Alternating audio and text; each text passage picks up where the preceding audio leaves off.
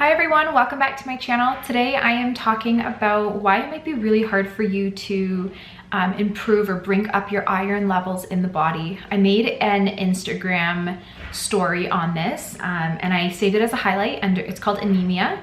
But I want to come on here on YouTube for those of you who don't have Instagram because iron deficiency, especially in women, is very, very common, more common than people realize.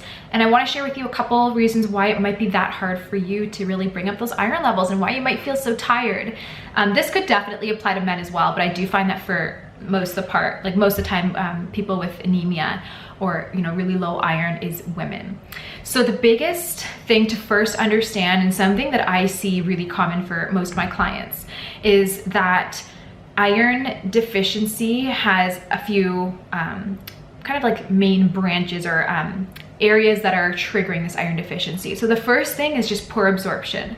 When you have an inflamed digestive system and if you develop leaky gut and things like that, when you are consuming foods with iron, so whether it's red meat or an iron supplement or even vegan sources of iron, when you're consuming them and you break it down, what actually has to happen in order for that iron to absorb through that gut lining and into the bloodstream is it needs a protein molecule, so an amino acid, and it also needs acid like hydrochloric acid from the stomach. So it needs something acidic and it needs the amino acid to actually bind with the iron to then carry it through that barrier into the bloodstream. For most of us, we have an underactive stomach, so we don't have enough acid when we're eating our food. And so it's really hard for, number one, it's hard to get that acid with that mineral like iron to then pass through the bloodstream. But the more important thing is if we're not breaking down, if we don't have enough stomach acid, we're not breaking down the protein that we're eating efficiently, and so there's not enough amino acid production from that food that we just ate to then bind with the mineral and the acid and carry it through into the blood. So having that protein deficiency and that acid deficiency in the stomach can just lead to poor absorption of iron in general. So you can take an iron supplement or eat red meat, but you're probably not absorbing very much of it, or if anything at all. A lot of times what's just happening is it's being excreted through your stool. So that's the first basic thing, is I just see usually people have an underactive stomach, which means they're not breaking down the protein and they're not producing enough acid. So taking something like hydrochloric acid, if you don't have ulcers or anything like that, can be a huge help and can fix the problem, over time. The second thing that is way more common than people realize is parasites. Parasites thrive off of heavy metals or minerals, and when they are overgrown to a large amount in the body, they will be eating all of your metals from the digestive system. So if you're taking an iron supplement or if you're eating meat, getting iron through that, the parasites will be ingesting all of that before you get to even benefit. So they're stealing from the host, which is you, and that leaves you deficient. So you'll have to take a much higher amount to absorb a tiny bit of it. And I've seen a huge improvement with my clients after we've done good parasite cleansing. It's so much easier. Their iron levels slowly increase, and it's so much easier for that to happen when parasites aren't around. It's really common, and I've talked about this to you guys and to my clients as well. When you do a parasite cleanse, a lot of times when you kill a parasite off, they release the heavy metals that have been building up in their body. And a lot of those heavy metals is because they've been ingesting that from your digestive system as they're growing. So it's so hard if you're taking an iron supplement and you have parasites, it's so hard to clear, or improve that anemia, that iron level, low iron levels in the body if they are taking up a lot of that iron. So it's hard, you're wasting supplements at that point. So a good parasite cleanse, or at least doing like a stool analysis to see if you have parasites, can be really beneficial. And sorry, it's kids jumping. I also have the dryer on with a coat in there, so that zipper's making noise. Don't mind all of that. So parasites, underactive stomach, those are two really common things. Another thing that's really, really common is just that there is a really heavy cycle or period, heavy blood flow.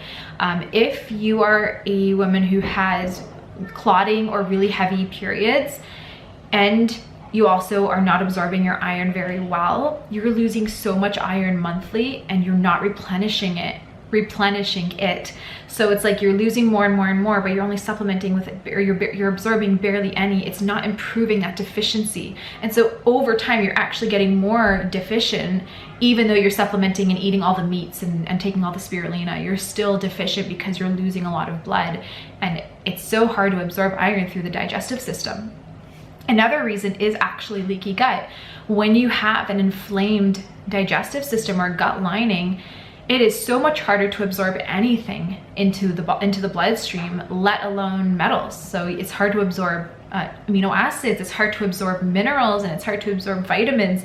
It's just, in general, takes a lot more effort on the body to actually absorb and obtain these nutrients because of that inflamed digestive system. So that's another issue, is you're taking all the supplements or eating all the right foods, but if you have an inflamed digestive system like Crohn's, IBS, IBD, gas and bloating, anything like that, you're gonna find that it's just harder to absorb any supplement, not just iron specifically. There are a lot of other reasons. There are actually some genetic mutations. There are certain people in the population who have specific genetic mutations or genes that disables them from being able to absorb iron or keep iron in the body efficiently. There are tests that you can check with your doctor if you want to know if you're one of those people. I'm not a doctor, so I can't really suggest anything like that, but there are tests that you can do to see. But a lot of times people just, I'm one of those people, just don't absorb nutrients well. And so you have to work that much harder to make sure you're going to absorb it. A couple things that I really like to do is make sure that when you take an iron supplement, you first always take it with vitamin C. Vitamin C helps that absorption rate increase a little bit with iron. So vitamin C is really important. Also, always make sure you're taking it with protein meal, and make sure you're breaking down that protein meal by having enough hydrochloric acid in the stomach, whether it's with supplementation or doing apple cider vinegar, whatever you need to do to make sure you're breaking down that protein really well. The other thing is a type of iron. There's a lot of different supplements out there.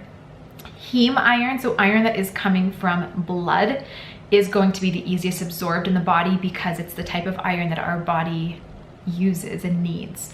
So for you vegans out there, you absolutely can take vegan sources, and I'm not saying not to, but just in general, if you are extremely deficient in iron, taking a heme source, so typically from some kind of animal or something like that, is going to be the best absorbed in the body. And that's just science. That's not bias or anything like that. Spirulina is a high source of iron. That is a plant source. It is easier to absorb, so it's not terrible. You can definitely supplement with spirulina and things like that. But like I said, if you have extreme deficiencies, talk to your doctor. They probably will suggest you do a heme iron if you want it to be a little bit more effective. And then again, taking it with vitamin C, some kind of protein or protein powder, and making sure there's enough acid in the stomach at that time to absorb it is going to really help you.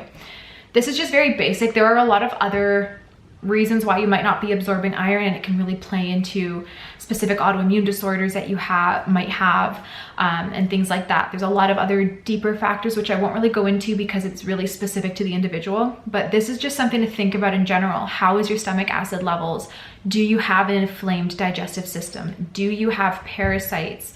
Do you have heavy cycles and clotting and things like that? Do you have poor digestion? Are you supplementing with the right form of iron? And are you taking it with vitamin C and protein? So there's a lot of things to consider. If you're doing all of the above and you still are having issues, then you can go to your doctor and say, I want to see if I have any kind of gene mutation that's preventing me from absorbing iron or other nutrients. You can get that testing done, and if there is, then they might be able to do certain things, different things for you to help you absorb iron.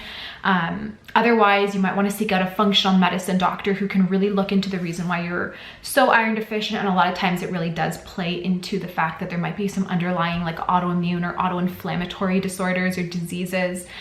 So that gets really complicated, but this is more just like a basic video. Some places you can kind of check and make sure before you start panicking and really try any other methods is just check for basic things.